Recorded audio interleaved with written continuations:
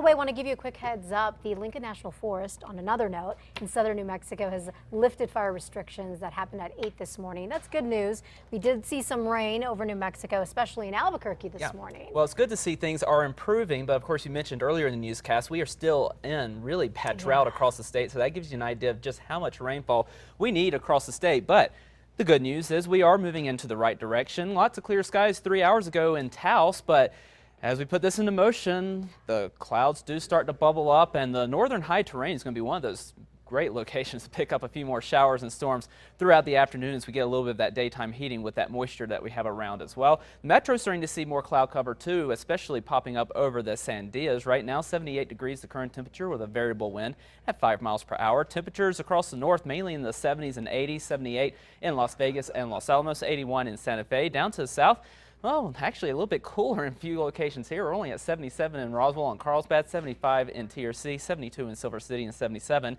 in Deming. Cloud cover now starting to exit the state across the southern portion of New Mexico. But as we do have enough moisture around, we will be looking for some more showers and storms to pop up. And we're already starting to see that happen over the northern mountains, especially over the Sangre de Cristo Mountains. We could see a couple pop up over the Sandias as well throughout the afternoon. Our storm system that brought all that shower activity across the south is now starting to exit to our south and west. We're going to be left with some moisture, so enough moisture combined with the daytime heating is really going to help us get a few more showers going throughout the afternoon hours over the next few days. The moisture is in place across the state from that storm system, and as we get into that afternoon daytime heating, we did get that trigger that we need, get that lift that will form those clouds and eventually those thunderstorms, especially over the higher terrain.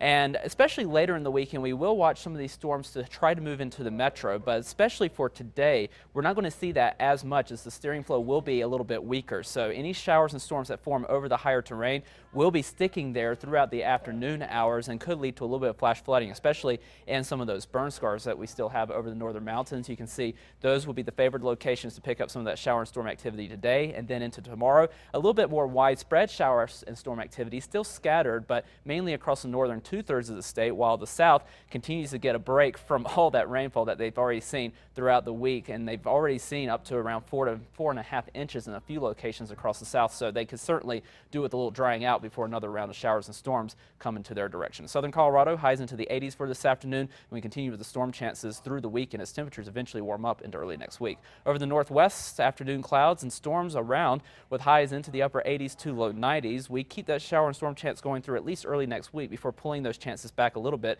into the middle of next week. Over the southwest, increasing clouds, afternoon showers and storms, highs into the 80s for most locations, and we stay at least on the mild side through the weekend and early next week with showers and storms continuing.